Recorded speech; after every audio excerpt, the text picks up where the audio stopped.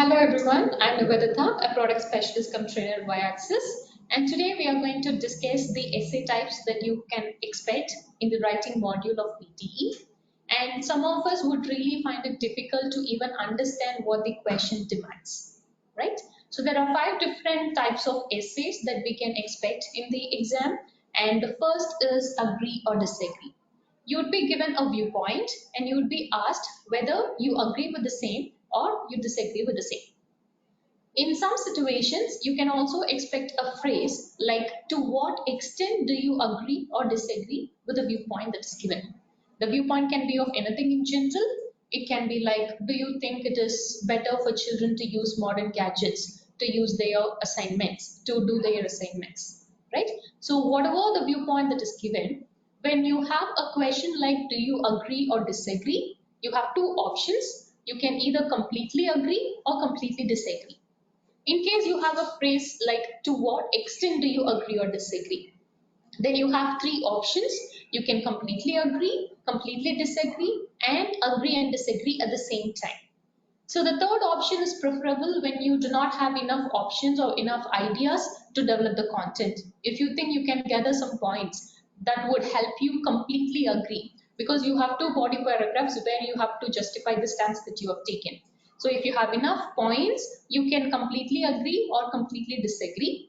If you don't think you will have enough points to develop the same, it is wise to go with agreeing and disagreeing at the same time, so that in body paragraph 1, you can discuss why do you agree, and body paragraph 2, you can discuss why do you disagree with the same, for some other reasons.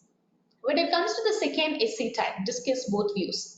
Only here you can expect 2 different viewpoints. Like some people think that it is advisable for children to spend their leisure activities educationally, or some would suggest that children's leisure activities should be entertaining. So there are 2 viewpoints. You will have to discuss why some people think leisure activities should be educational in body paragraph 1, and why others may of the opinion that children's leisure activities to be entertaining in body paragraph 2. So after discussing both the viewpoints, in the conclusion, you're going to express what do you think? Do you think it has to be educational or entertaining, right? And the third essay type is advantages and disadvantages. Here you're not asked about your opinion. There is something that is already happening in general. What do you think are the advantages? You come up with the benefits in one paragraph, and what do you think are the disadvantages? What do you think is the drawback here by doing so? So advantages in body paragraph 1, disadvantages in body paragraph 2, or the other way around, anything is fine. But you are not asked whether it has to be done. You are just asked, if it is done, what do you think are the pros and cons? That's all, right? And the fourth essay type is going to be problems or causes and solutions. Again, there is going to be a viewpoint. You'd be either asked, what do you think is the problem by doing so, or what do you think is the reason for something that is already happening in the at present. So either you are asked about the problems or the causes for the same. And in the second body paragraph, you are expected to come up with these solutions. See, some action is already being done. Maybe people have become more dependent on the modern gadgets nowadays to do their daily routine. What do you think are the advantages and disadvantages? In this question, people are already being dependent. You're not asked whether people should be dependent or not. You're asked about what has caused the situation, or what might be the problems that people might undergo in the future or at present by doing so. So you're asked about the problems or causes of particular situation that people undergo, and the solutions for the same. If you're asked solution, definitely it is considered to be creating some ill effects, right? And the final essay type is double questions. Here there would be a viewpoint and 2 sub questions about the same. Say for example, weddings have become more expensive these days. What do you think is the reason?